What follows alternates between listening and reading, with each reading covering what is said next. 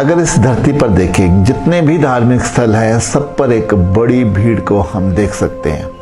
सब ईश्वर को पाना चाहते हैं, उसकी पूजा करते हैं, उसकी आराधना करते हैं। इतना सब होने पर भी फिर भी उन्हें ईश्वर मिलता क्यों नहीं है?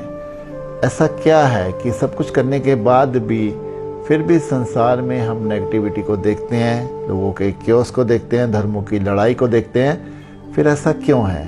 आज की कहानी शायद हमें इस बात की एक सीख दे।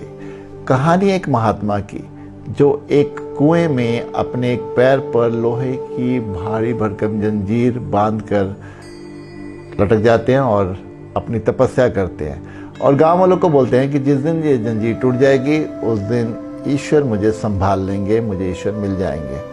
गांव वाले भी उनकी इस तपस्या से बहुत प्रभावित होते हैं, उनके भक्ति भाव की हमेशा तारीफ करते हैं। उसी गांव का एक व्यक्ति जो उस महात्मा को रोज देखता होता है, तो उसके भी मन में आता है कि मैं भी क्या ईश्वर को ऐसे पा सकता हूँ। तो वो उसे जंजीर तो नहीं मिलती, एक पतली रस्सी लेकर वो दूसरे कुएं में चले जाता है और अपने पैर पर वो बांध कर उस कुएं में लटक जाता है और वही दोहराता है कि जिस दिन ये रस्सी टूट जाएगी उस दिन उसको ईश्वर मिल जाएंगे। और भाग्य से 2-3 दिन के बाद ही उसकी वो रस्सी टूट जाती है और वो महसूस करता है कि ईश्वर ने उसे अपने गोद में उठा रखा है और उसने ईश्वर के दर्शन उसको मिले हैं। तो वो ईश्वर से पूछता है कि आपने मुझे इतनी जल्दी दर्शन कैसे दे दिए, क्योंकि वो महात्मा तो इतने सालों से अपने पैरों में जंजीर बांधकर आपकी आराधना कर रहा है, तपस्या कर रहा है, लेकिन मुझे तो 2-3 दिन ही हुए हैं और आपने मुझे दर्शन दे दिए।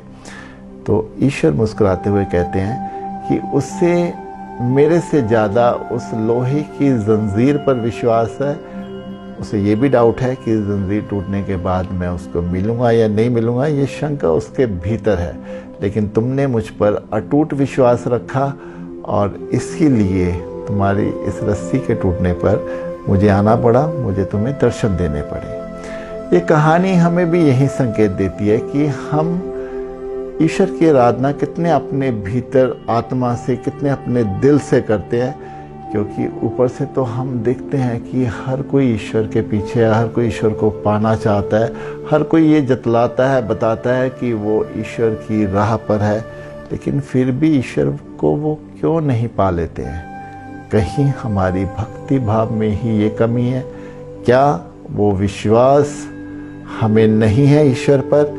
अगर अटूट विश्वास हम रख के चलते हैं तो मेरा मानना है कि ईश्वर के पास हमें दर्शन देने के अलावा, हमें महसूस कराने के अलावा उसके पास और कोई विकल्प नहीं है।